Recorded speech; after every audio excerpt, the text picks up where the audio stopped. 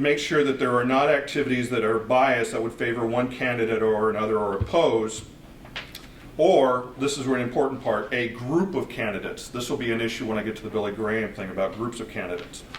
This is the part where Donald Trump and some of his supporters are lying about the Johnson Amendment. And I will use the word lie because it's very clearly written in the code here.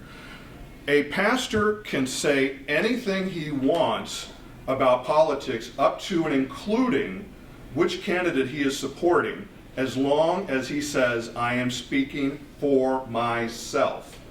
They are not prevented from having personal political activity.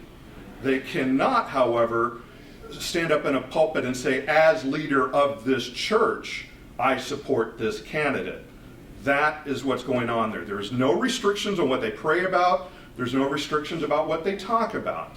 That's the only restriction that they are allowed to say.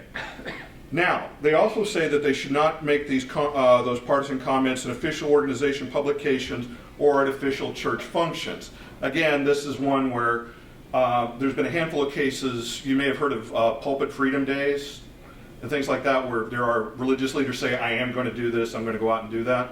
There hasn't been the track record has been very weak on the IRS actually investigating those. But that is a violation. So again, the idea here is that you have to say that it is your points of view and it is personal, not the organization. What is the punishment?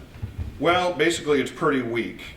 Essentially, if they find out that you did indeed do political expenditures that were violating these rules, the money spent for those violations, you'll have to pay 10% tax on.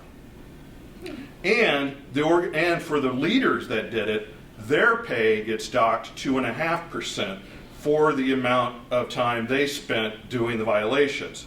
However, the tax on management may not exceed $5,000 on any one time that they did it. If you've told them what they did was wrong and they didn't turn around and then pay the monies or otherwise correct it, you can then take 100% of the expenditures that were the violation and collect it. Again, this is for 501c3s, not churches, 501c3s. And again, there's another tax against the organization managers. And that is up to 50% of their time that was spent on the expenditures is taken away from them. But that may not exceed $10,000 with respect to any one expenditure. All of this stuff about the discussion of support or denying a candidate is actually a result of what's called the Johnson Amendment. This was interesting when I was doing the searching about the Johnson Amendment and the history of it.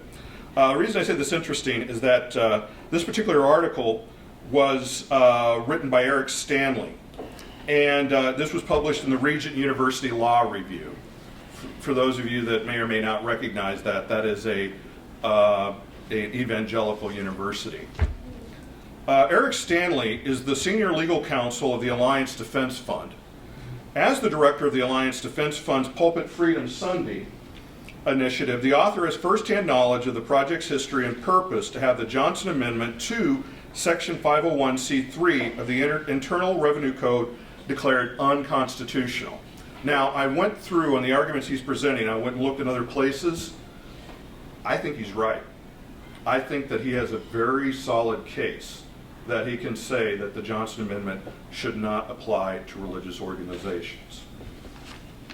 Now, the Johnson Amendment. And in case you're wondering, it is indeed Lyndon Baines Johnson we're talking about. Back in 1954, Johnson was running for re-election to the U.S. Senate from Texas. Now, he won his first election very closely. Now, when they say very closely, it was 87 votes, which was 100th of 1% of the total votes cast. So now it's 1954, he's running for office again. His opponent in 1954 was Dudley Dougherty, a 30-year-old first-term state senator from Beeville, Texas. Dougherty adopted an aggressive anti-communist stance in his campaign for Senate, which was very popular among McCarthyites who were seeking to expose and eradicate communism in the United States. Johnson had the money, had the position, and if you've ever studied any histories of him, the guy is just, a political animal through and through. He thought this was going to be a cinch, he was going to be easily reelected. two groups got involved with the election. One was called the Facts Forum, which was created in 1951 by Texas oilman H.L. Hunt. Now, a second group was formed called the Committee for Constitutional Government, and it called itself one of the nation's leading anti-communist organizations. Now, it had been formed in 1937, and that was in response to publisher Frank Gannett in response to President Roosevelt's effort to pack the Supreme Court. So, now we've got a clear anti-communist group, and you got this constitutional group. Johnson got worried because he was concerned that with Dougherty being such a strong anti-communist and Texas being so conservative in its own right, that it was going to have trouble for him to be running against him. So when he found out he was very upset when he discovered that these two groups were actively supporting his campaign's opponents in Texas. I'd like to stop for a moment and notice some words I'm not using. I didn't say religion. I didn't say church. I'm talking about political organizations and elections. Johnson took steps to investigate the CCG and Facts Forum and see if they were actually violating any laws. Well, on June 15, 1954, Gerald Siegel, who was the counsel to the Senate Democratic Policy Committee, responded to a question from Johnson over whether or not these groups had violated Texas election laws. Siegel advised Johnson that they had not violated the federal income tax code because the code at the time only contained a restriction on lobbying. Siegel was of the opinion that CCG may have violated Texas election law. This is now really starting to worry Johnson. Johnson asked the Democratic whip in the House to write the IRS commissioner to see if the CCG had violated its federal tax exempt status. In the response back, the commissioner, the IRS commissioner, agreed to investigate to see just what is the effect of these activities under the Internal Revenue laws and what, if anything, can be done about their present status in relation to exemption privileges. Johnson at this point also started to gather background on the members, and apparently if you read this kind of through the reading between the lines, it sounds like he basically set up his own war room. And he was basically doing all the ops research he could on these guys to hopefully, maybe go against them politically. He decided the way to do that was to amend the federal tax code. So, on July 2nd, 1954, in the middle of this campaign against Dougherty, Johnson appeared on the floor of the U.S. Senate to offer an amendment to a pending tax overhaul bill. The congressional record for that day spells out the details of the amendment as follows. And I'm going to read the excerpt from this, and this is the whole discussion on the floor of this amendment, what I'm about to read. Mr. Johnson, Mr. President, I have an amendment at the desk which I should like to have stated. Presiding officer, the Secretary will state the amendment. Chief Clerk, on page 117 of House Bill in Section 501c3, it is proposed to strike out individuals and insert individual, and strike out influence legislation and insert influence legislation in which does not participate in or intervene in, including the publishing or distributing of statements, any political campaign on behalf of any candidate for public office. Mr. Johnson of Texas. Mr. President, this amendment seeks to extend the provisions of Section 501 of the House Bill denying tax-exempt status to not only those people who influence legislation, but also to those who intervene in any political campaign on behalf of any candidate for any public office. I have discussed the matter with the chairman of the committee, the minority ranking member of the committee, and several other members of the committee, and I understand that the amendment is acceptable to them. I hope the chairman will take it to conference and that it will be included in the final bill which Congress passes. End. That's what the language was in the congressional record. Again, notice certain words are not used. The legislative history after that shows that they did indeed take it to the committee, and the amendment was agreed upon. Now, the House version did not actually have that language in it. And in response to the differences between the two bills, when they had the meeting of the two committees to meet on it, it simply says the House recedes. And they just said, we're going to accept the Senate language as is. President Eisenhower signed the tax bill into law on August 16, 1954.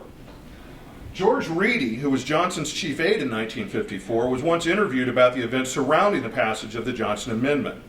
Reedy admitted that Johnson was very thin-skinned and that it was quite plausible Johnson moved for the amendment to the tax code in response to his political adversaries. Reedy added, however, his personal opinion that Johnson would never have sought restrictions on religious organizations. Having reviewed this history, and also the fact that this was during this highly charged 1954 campaign between the McCarthyites and Johnson, one scholar observed, the ban on electioneering is not rooted in constitutional provisions for separation of church and state. It actually goes back to 1954 when Congress was revising the tax code. Anti-communism was in full bloom and the elections were taking place in Texas. Johnson was not trying to address any constitutional issue related to separation of church and state. And he did not offer the amendment because of anything that churches had done. Churches were not banned from endorsing candidates because they are religious organizations. They were banned because they have the same tax-exempt status as Facts Forum and the Committee for Constitutional Government, the right-wing organizations that Johnson was really after. So essentially, if the 501c3 Act had not included religious organizations in its list of those 27 groups, we would not be having this discussion at all concerning churches. I got to admit, I was a bit shocked myself to discover, there's a lot of times when you read it, people try to make it sound like, well, it very clearly is trying to do this.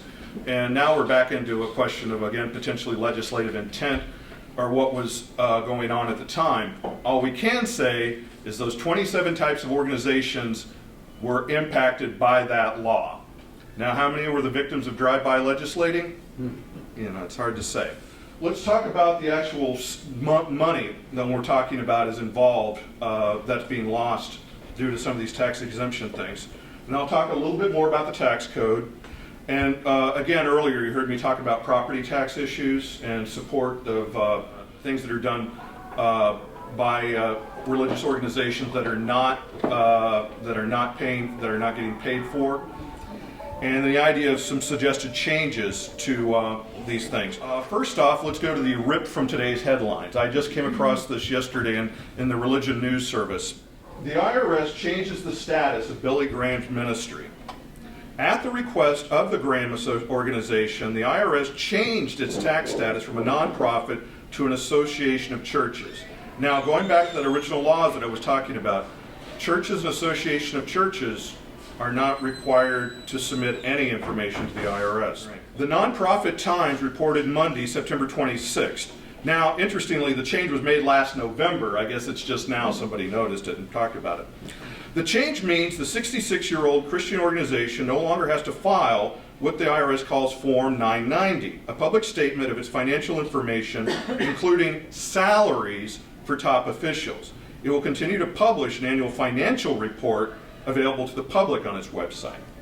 The reason for the change, said Mark Thompson, a Graham spokesperson, it is primarily to avoid the intense work to file a 990, which he described as onerous. It takes a full-time person a big part of the year just to prepare the 990, and when you're also having to prepare audited financial statements anyway, it is a bit of an extra burden. There are some serious differences between that document and, quote, financial disclosure forms. One of them being they actually have to list exactly how much their major employees make.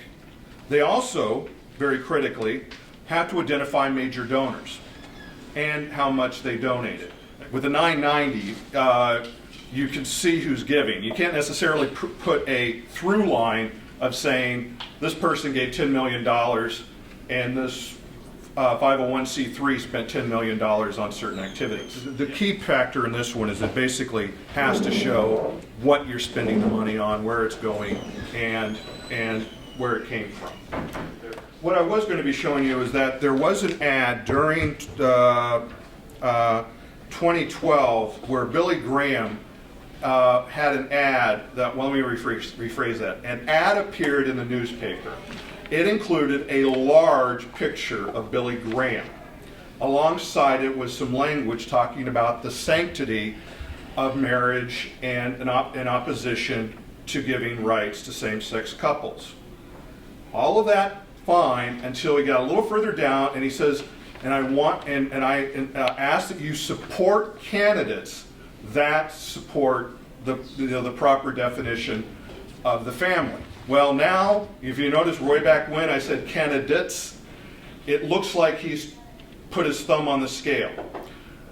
The IRS said, whoa, this may be a violation, we're going to investigate. And they warned, and so they said, we're going to audit you to understand what's going on here. Billy Graham's association came back with a couple of answers. The first answer was, well, actually, the ministries didn't put the ad. It was put by friends of Billy Graham, and that Billy Graham himself did not officially make this statement as the head of the ministries. So they tried to weasel around that part of it. The other issue that came up when they did this is that there were several people who were concerned about how much money Billy Graham and his son,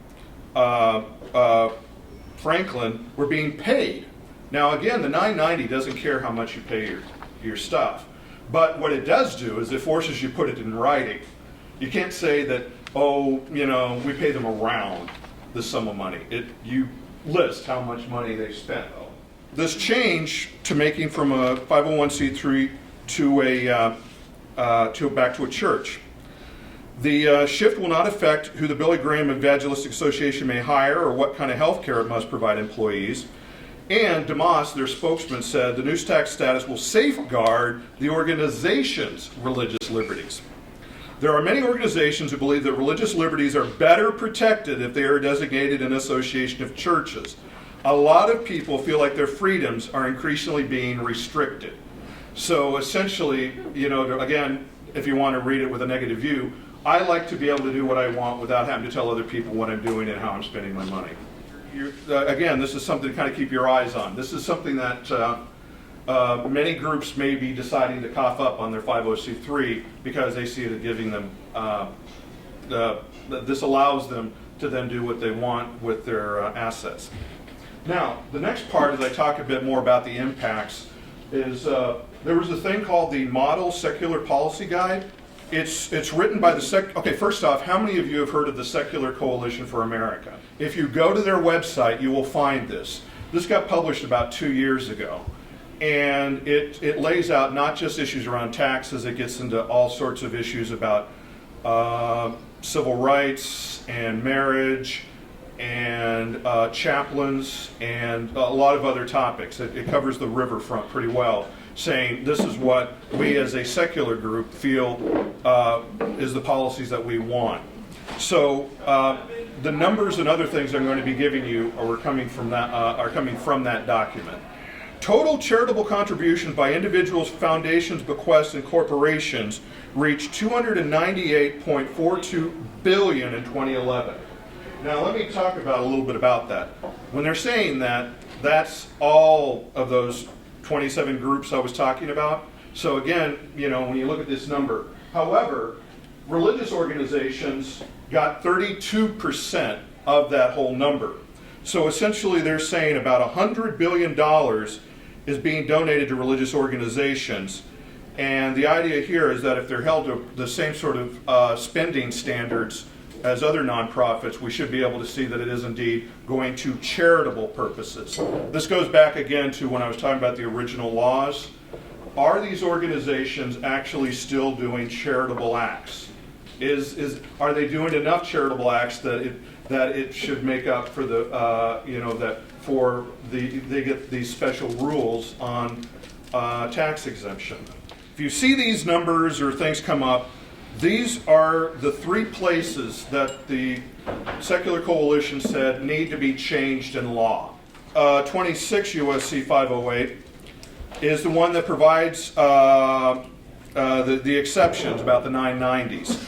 And that's the one that says, shall not apply to churches, their integrated auxiliaries and conventions, or association of churches, which is what we just heard about with the Billy Graham group.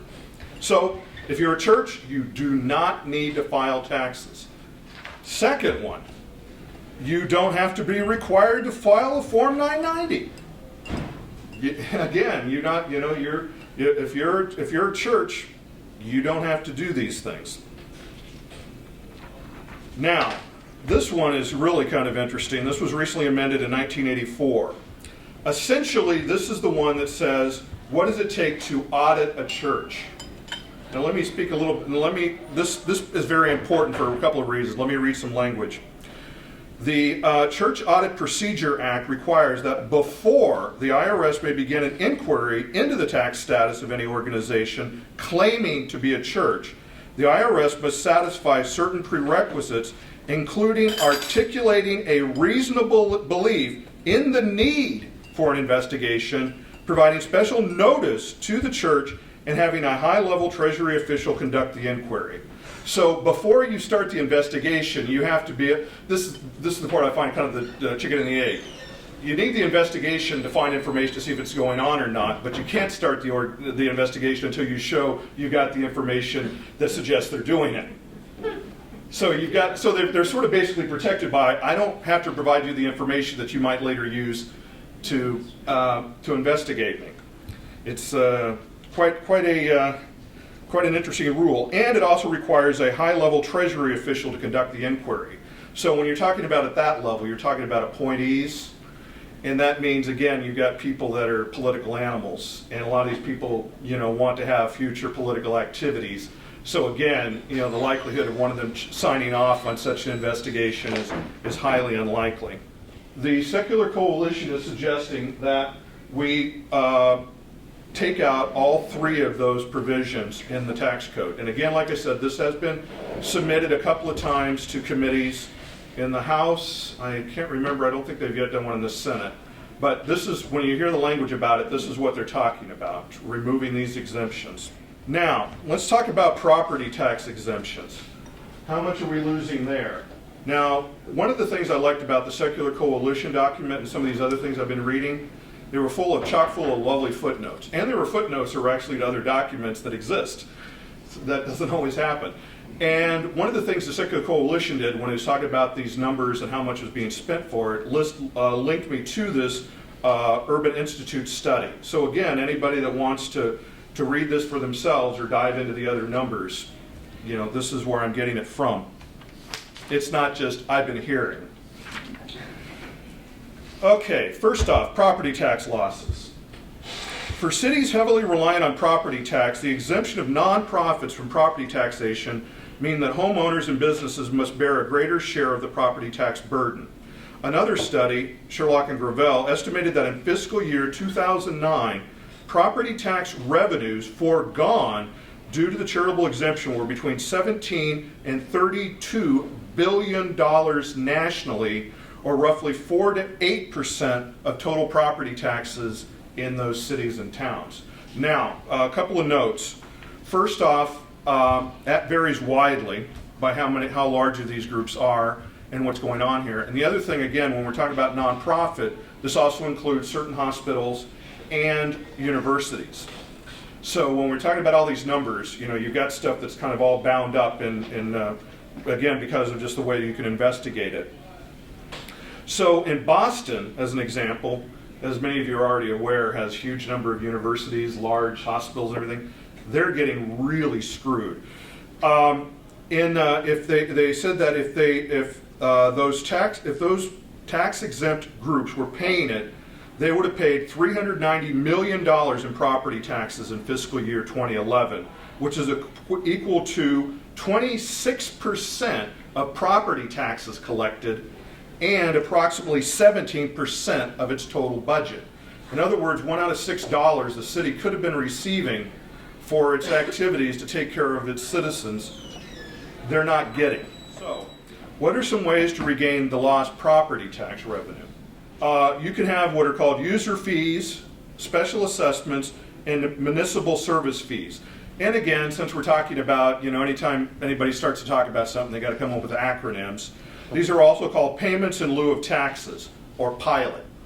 So again, if you get into this language and you see pilot, this is what they're talking about, is trying to find ways of getting payments from groups that are not exempt. First off, user fees. Nonprofits are not exempt from paying user fees for services like garbage collection, water, and sewer. Now, if you reduce the portion of the budgets financed by property taxes and instead go to these user fees, your income level goes up because all inhabitants are paying at least something. Now, as an example of that, Houston voted in November 2010 to adopt a drainage fee to raise revenue to improve roads and stormwater systems, making the explicit decision not to exempt churches, schools, and charities. And user fees are applied equally to tax-exempt and taxable properties. Special assessments are used for improvements that benefit specific properties within a municipality. And again, the point here is that nonprofits should not be exempt from those. Now, finally, there's what they call municipal service fees. And Minneapolis gives an example of that. More than $1 million is raised by fees for street lights and street maintenance and street light operations that are based on the square footage of tax-exempt property. So if you run X number of feet alongside the road, you're going to be paying, some percentage of that to cover the fact that you've got a road and you've got street lights along it. Again, the idea here is these are all things that are directly being used by these groups. So again, this is one of those examples where, local elections have an impact. This is one of the, there's a reason why whenever you try to, when you look at who's running for office in cities, you often see a lot of real estate people are the ones running for city councilmen and stuff. This is a direct reason why. Zoning laws have impact. Tax laws have impact. These are things that in many cases, depending on the city, especially in the case of zoning, those might only be appointed. So, this is an area where, if you want to get involved in local government, yeah, it's wonky, yeah, it's boring, yeah, you're going to learn some pretty weird language, but this would have direct on-the-ground impact on how different organizations use the space. Yes. I'm sorry that ran a lot longer than I expected, but there was a lot of stuff in here, as you can imagine.